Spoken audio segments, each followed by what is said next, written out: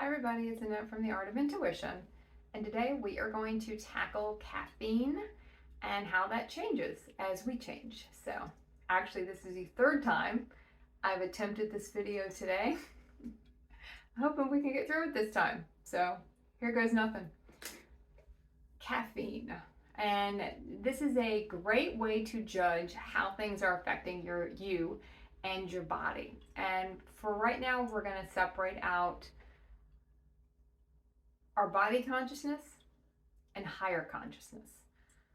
They are two separate things, and you see a lot of times people kind of lump all this together, or they just want to talk about higher consciousness and they don't want to really talk about body consciousness. They just want to make it sound like it's just like ascension is just like a connection thing, and then that's it, and that's the only thing you have to do. And that's just the very beginning of the process, is connecting to a higher consciousness state. When I started this company, I entitled it The Art of Intuition. But really, intuition, the beginning of intuition, that's the very beginning stages, of when we start ascension.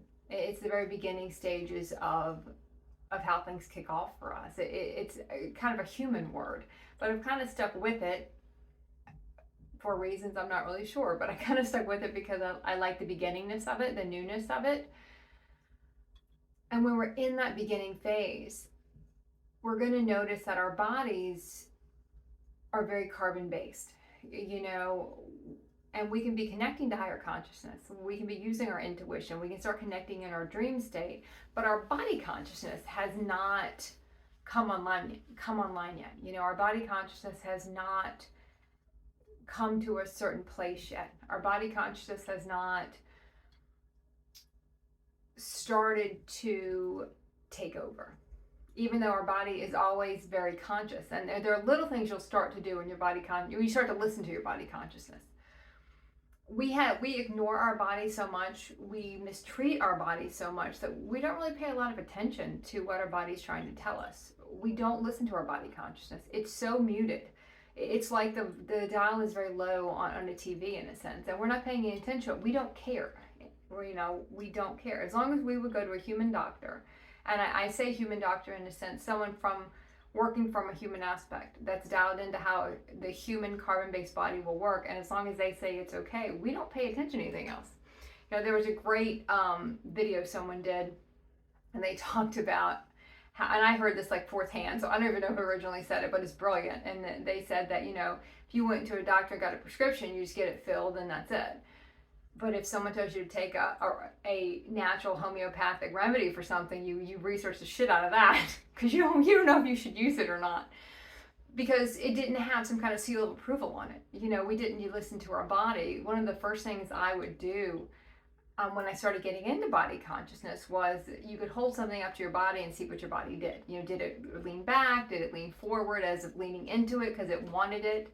Whatever it was, if it was some kind of supplements, how I used to test supplements. Or did my body, lean away from it, which is I didn't want that. So in the very, very beginning, there's a lot of little things we can do. We don't want to tap into it. We don't want to go there because we don't want to know. But as your higher consciousness starts to come online, your body has to go with it. We start to shift our DNA. We start to shift how our body works. We start to become our light body, and we start to drop the carbon in our carbon-based body, and our body lightens up. Now, that doesn't mean we lose weight. A lot of times in the very beginning, you gain weight because your body starts to swell up with all the light you're embodying in. So your body gets bigger and bigger and bigger, and it gets heavier and heavier and heavier. As far as it feels like it kind of swells up. Now, that is not in correlation with the density of the body, because you're going to drop the density in the beginning. You'll start, let me rephrase that. You're going to swell up, then you're going to drop the density, and sometimes then we can get really thin again, and then we can have years where we swell up again, and years where we're dropping programming, we're dropping body density, so your weight's all over the place. As far as where you are, usually I'll be really skinny 1 year and then, heavier 2 or 3 years after that, because I'll be going through the process all over again. So it's kind of all over the place. But our DNA does change. our body starts to change, our nervous system starts to change, our immune system starts to change. Anyone who's had blood work ran during a lot of these different phases, and I have, will notice your blood work starts going very awry. It doesn't look like human blood work anymore. It looks like something should be wrong. Why is your immune system look like it's going off the chart? Because your immune system does break down. It's your defenses. It's your defenses to what's going on around you. It's your defenses to, and really all of our human aspect is in defense all the time. That's all it does, is stay in defense mode, defense mode, defense mode. So all that has to break down. So your body goes through so many different changes that your body consciousness starts to come online, because your DNA is no longer human DNA anymore. The longer you subject your body to higher consciousness, and the longer you can hold that consciousness, your body will change. It's part of the process. It's a pivotal part, because that's what puts us in new realities, is our body getting to that reality. It's not so much we think about it and it happens. You raise the body vibration to where it vibrates in that reality. And that's why when we have dreams, we don't remember them, because our body's not physically in that reality. Our consciousness can hit it, but our body's not there. So if our body's not there, then we can't experience it. Your consciousness can hit it, because your consciousness can always hit a lot higher than your body's going to be able to hit.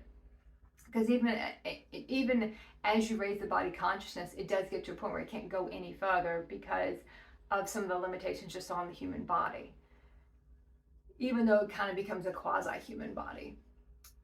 But one way to really start to gauge this is, there's a lot of different ways. We're going to talk about the one way for me that I can definitely I could tell a huge difference in how my body reacted to caffeine, and how my human body reacted to caffeine, and how now I react to caffeine, and how I can really use it to judge my environment.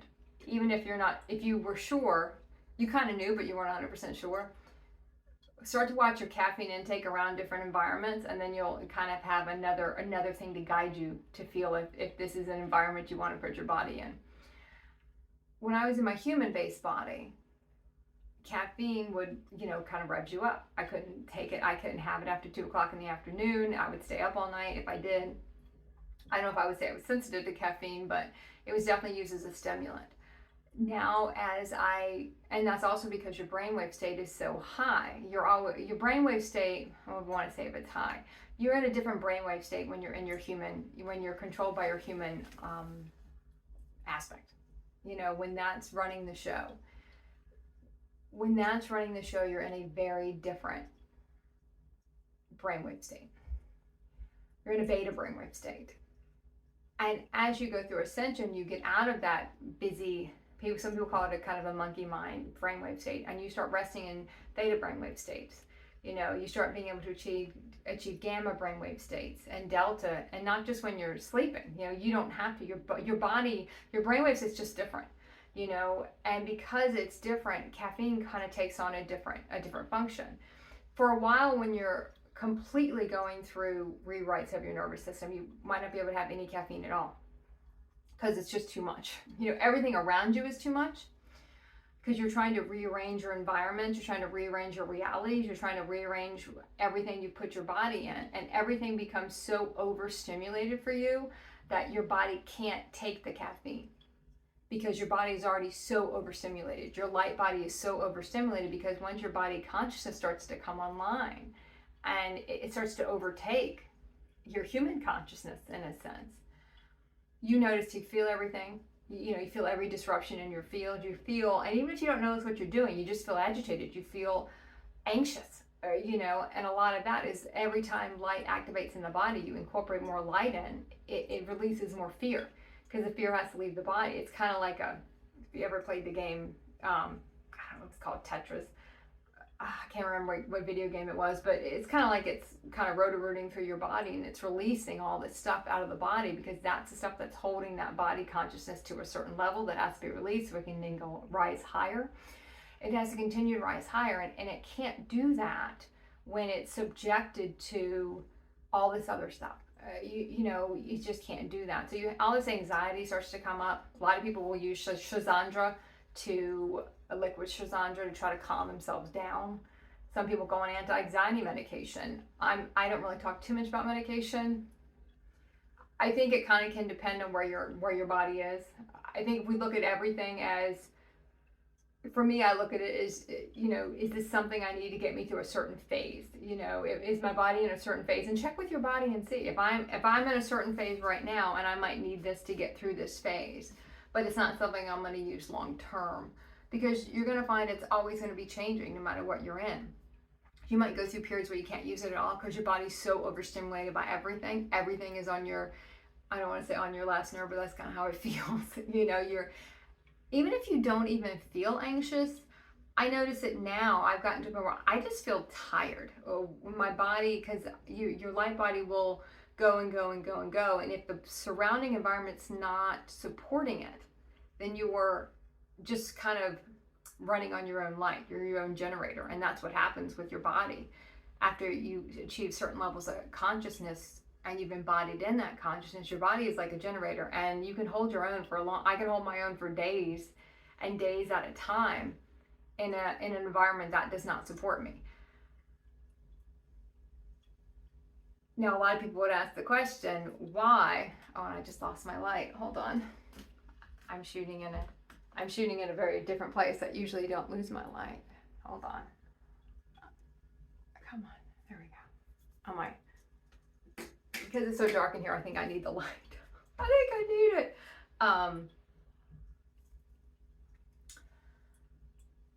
Why would you put yourself in an environment that doesn't support you? And there's a lot of reasons why we do this. And why you kind of have to do it over time. You're going to find in the beginning, you don't realize that's what's going on. You don't realize what doesn't support you. You don't realize the distortions in everything, and how some things don't support you. You haven't been able to get your environment to where you need it to be. You might go through a cleaning kick where all of a sudden you want to clean everything because you can feel every ounce of everything as far as dust goes. You just can feel your body, your body consciousness, your energy field. Well, we're just going to lump it all into body consciousness. You just feel everything. You incorporate plants in the house. You might get crystals. You could get Andoras to try to get the vibration of the house up. Cleaning is critical though, and to keep it clean. You might want to be by yourself for a long period of time. You don't want to be around other people. And then you have to learn to be around other people again. But that's a whole different video. So we're gonna sidestep that one for now. What you find is that your body gets very sensitive, and sometimes we have to put ourselves in certain places because we have an agreement to be there. We know it's not going to be supportive. That's why we will limit the amount of time we're there. Some people will take Shazandra before they even go into the environment to kind of help calm their nervous system down a little bit. Some people who just go out for the day, and when you're in certain phases of hyper, let's say you keep your environment in a very high state, and you're operating in a very high state. The minute you leave that high state, you can feel it, and everything can feel very, very distorted, and it can be tough. So what you might find is when I'm in certain environments that I have to, but I'm choosing to go to because I have some agreements with the people in that environment for a little while longer. I don't drink caffeine, or I drink a very little amount compared to what I drink when I'm in other environments. When I'm just in the house, I use the caffeine to kind of anchor me a little more in the body. When I have to do a lot of physical work, like clean house, like the days I'm cleaning the house, I'm drinking a lot of caffeine to kind of help me with the physical stuff. It does anchor me in. I don't like the word grounding, because grounding, we still want to be very in a higher consciousness state. Grounding kind of makes you feel like you can't be in that state. It's very kind of an overplayed word. I'm not massive on that word. I don't really care for it. But you want to anchor in the higher states. You don't want to touch higher consciousness and then ground back into lower consciousness. You want to continue to anchor it in. So to me, it just anchors me in the body a little bit more, the caffeine. But I notice I do that on days that I need, because of the higher conscious state you can be in when you're surrounded by higher consciousness stuff.